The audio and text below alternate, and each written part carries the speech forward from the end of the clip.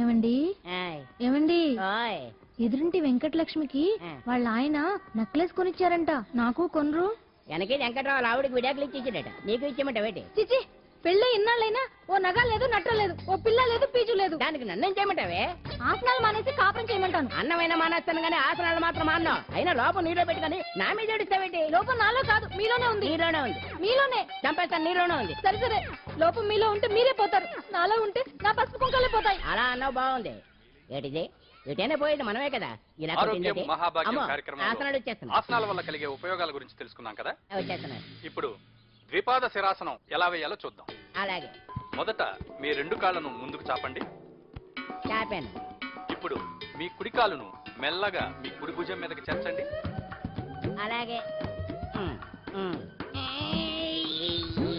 అలాగే మీ ఎడమ కాలును కూడా మెల్లగా మీ ఎడమ భుజం పైకి చేర్చండి. ఇప్పుడు మీ 2 చేతులతో నమస్కరించండి. ద్విపాద శిరాసనం ఎలా వేయాలో చూశారు కదా, చూశాను. ఎలా తీయాలో వచ్చే వారం తెలుసుకుందాం. Until then, bye. ఎలా తీయాలో వచ్చేవారు చెప్తావా? చెప్తాడే.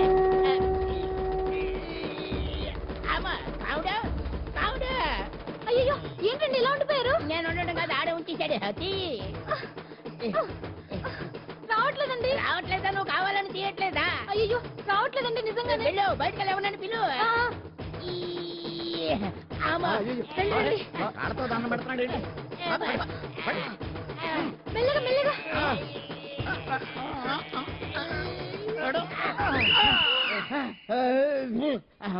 ఏమయ్యా, ఈ వయసులో ఈ పిచ్చాసనాలు ఎందుకు నీకు? ఏ ఎముకో పుట్టుకు నిరిగిందనుకో చటుక్కున మంచం ఎక్కుతావు. పాడెక్కే వరకు ఆసనాలు మాండు. అది నా వీక్నెస్. వీక్ పర్సనల్ మళ్ళీ వీక్నెస్ ఒకటి. What is the problem? I want to know. ఇక్కడ ప్రాబ్లం సాల్వ్ అయిపోయింది, నువ్వు రావడమే ప్రాబ్లం. ఇదేంట్రా షర్ట్ కాలీఫ్లవర్ పెట్టావు? నెహ్రూ గారు రోజ్ ఫ్లవర్ పెట్టడం కామన్, అందుకే నేను వెరైటీగా కాలీఫ్లవర్ పెట్టా. నెహ్రూ గారు రోజు ఫ్లవర్ పెట్టారు, నువ్వు కాలీఫ్లవర్ పెట్టావా? ఎంత మేధావిరా నువ్వు. మీరు కూడా నాలుగా కొత్తగా థింక్ చేయండి, మీరు మేధావులు అనిపించుకోండి. ఓ పని చేయి, ఆ కాలీఫ్లవర్ ప్యాంట్ దగ్గర పెట్టుకో, ఇంకా కొత్తగా ఉంటది.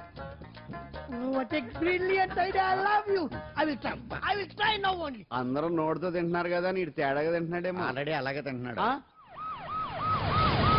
పుకారం, సిద్ధాంతికి నా జాతకం చూపించానన్నావు, ఏం చెప్పాడు? అబ్బో, నీ జాతకం లాంటి జాతకం తన సర్వీసులో చూడలేదంట బావా. ఇవాళ నుంచి నీ పేరు మోత మోగిపోతుందట. గుడిసెలో నీ పేరే, గుడారాలో నీ పేరే. ఏంటి అక్కడ హడావిడి? నువ్వు ఇక్కడికి వస్తున్నట్టు తెలిసి అభినందన సభ పెట్టుంటారు. అవిగో బ్యానర్లు. మినిస్టర్ భగవాన్ నా బిడ్డకు తండ్రి.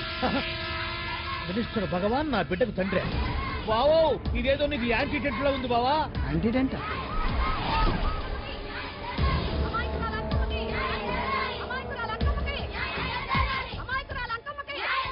బావా, కుడికారు ముందు పెట్టి నీకు ఎందుకైనా మంచిది.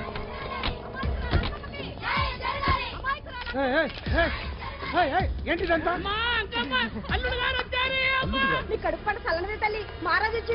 అసలు ఎవరు మీరు? సార్, మీరు మాయ మాటలు చెప్పి తనను తల్లిని చేశారని ఆ అమ్మాయి అంటుంది.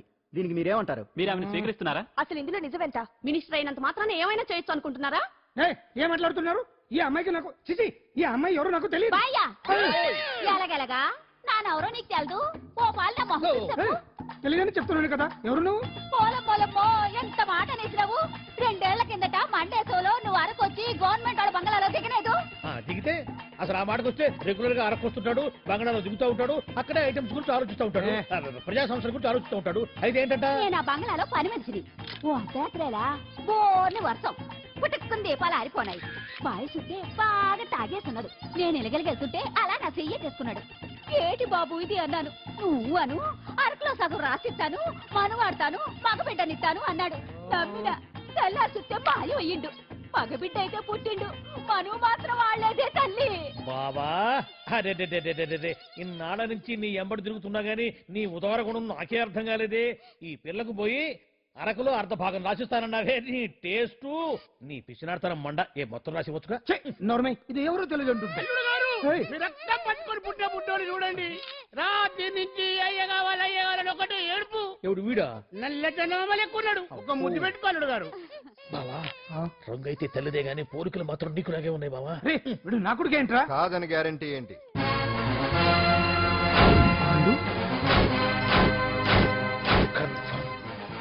వీడి వాడు, వాడే వీడు అన్నా.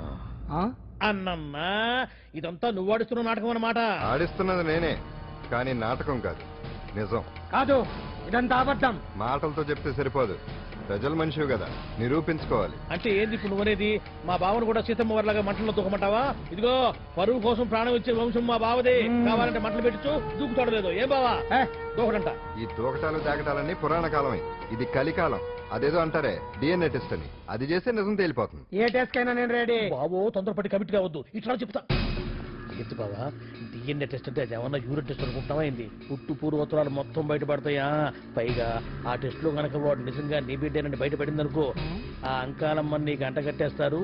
ఇక జీవితాంతం జుంబారే జుంబకురే అనుకుంటా తిరగాల్సి వస్తుంది. ఎప్పుడన్నా మేము నేను చూడాలనుకుంటే అడవికి రావాల్సి వస్తుంది. పైగా వాడు డిఎన్ఏ కోసం అంతగా పట్టుబడుతున్నాడంటే ఇందులో ఖచ్చితంగా నిజం ఉండే ఉంటుంది. ఏంట్రా నిజం? దాన్ని చూసిన గుర్తు కూడా లేదు నాకు. నీకెక్కడ గుర్తుంటుంది బావా? నువ్వు చూసిన ఐటమ్స్ ఏమన్నా ఒకటా రెండా? పైగా ఆ రోజు తమరు మందు మత్తులో కూడా ఉన్నారంట. అందుకని ప్రస్తుతానికి ఇక్కడి నుంచి జంప్ అయిపోవడం బెటర్. ఇదంతా పెద్ద విషయాల కుట్ర. దీన్ని నేను ఖండిస్తున్నాను. మాట రాసుకోండి. నేను ఇక్కడి నుంచి వర్కౌట్ చేస్తున్నాను.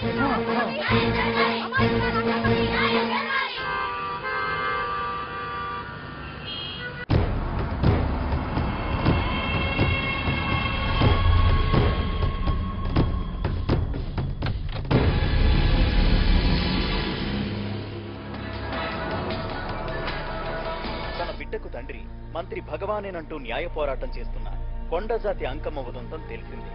కాగా నిన్న అర్ధరాత్రి గుర్తు తెలియని కొందరు వ్యక్తులు అంకమ్మ శిబిరంపై దాడి చేసి అక్కడున్న వాళ్ళందరినీ గాయపరిచి అంకమ్మను తీసుకువెళ్లిపోయారు. ఇది ముమ్మాటికి మంత్రి భగవాన్ పనేనని మహిళా సంఘాలు ఆందోళన వ్యక్తపరుస్తున్నాయి. బావా బావా బావా బావా బావా బావా బావా బావా ఇప్పుడు అర్థమైంది బావా నువ్వేంటో. అసలు నీకు నువ్వే సాటిపో బావా. నువ్వు అడకపోయినా సరే నీకు అర్జెంటుగా ఒక ఐటమ్స్ పార్టీ అరేంజ్ చేద్దాం అనిపిస్తుంది బావా. ఏంట్రా? ఏంటేంటి బావా, నిన్ను ఏమీ తెలియనట్టుగా శిబిరం దగ్గర నుంచి వాకౌట్ చేసి రాత్రికి రాత్రే దాన్ని లేపేసి సాక్ష్యం కూడా మాయం చేశావంటే అందుకే బావా నువ్వు ఆటో భగవాన్ స్థాయి నుంచి మినిస్టర్ భగవాన్ స్థాయికి ఎదిగింది. ఏంట్రా ఏదో పిచ్చి పిచ్చిగా మాట్లాడుతున్నావు? సరేలే బావా నువ్వు మరీను. ఇదిగో బావా నన్ను మరీ అంత పరాయుడుగా చూడదు బావా. గత రాత్రి కొంతమంది రౌడీలు వచ్చి అంకమ్మ శిబిరాన్ని ధ్వంసం చేసి అంకమ్మను మాయం చేశారు. ఇది మినిస్టర్ భగవాన్ పనే ఉంటుంది అని టీవీ వార్తల్లో చెప్తుంటే చూసి నేను తెలుసుకోవాలా బావా? ఓన్లే ఒక మంచి పని చేశావు, పిల్లాన్ని స్కూల్లో జరిపించావంటగా బయట చెప్పుకుంటున్నారు. తల్లి నెట్టు లేపేశావు. నేను లేపేవేంట్రా? నేను కాదు కాదు కాదు నువ్వే నువ్వే నువ్వే అని బయట చెప్పుకుంటున్నారు. కొంపదీసి ఆ రౌడీలు పంపించింది నువ్వు కాదా? నేను కాదు. వామ్మో ఇదేదో నీ నాశనానికి వచ్చినట్టుంది బావు. అది నీ బుద్ధి అందరికీ తెలుసు కాబట్టి ఎలాగూ నిన్నే అనుమానిస్తారని ఆ పాండుగాడే మనుషులను పంపించి ఈ నాటకం ఆడిచుంటాడు. ఏదో ఆందోళనలో ఉన్నట్టున్నారు. హిందోళ రాగం వాయించి మార్కులు కొట్టేస్తాను ఆ మట్టిని.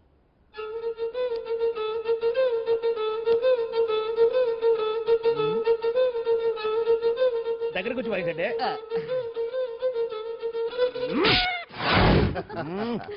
అది దెబ్బంటే సత్యవతిని ఎవరు తీసుకెళ్లారో తెలవక జుట్టు పీక్కుంటూ ఉంటాడు వేధవ. అవును పండు, నాకు డౌట్.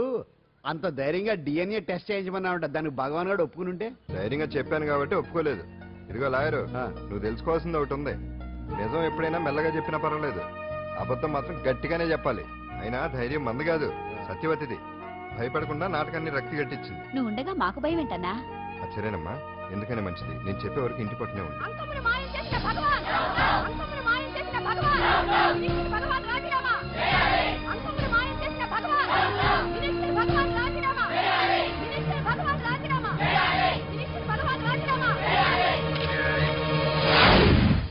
ఏమిటిదంతా? కుట్ర సార్, కుట్ర. నా పాపులారిటీని దెబ్బతేయడానికి ఎవరో కావాలని చేసిన కుట్ర. కుట్రని మీరంటున్నారు. నిజమని చెప్పి ప్రజలు ప్రతిపక్షాలే కాదు మన పార్టీ వాళ్ళే అంటున్నారు.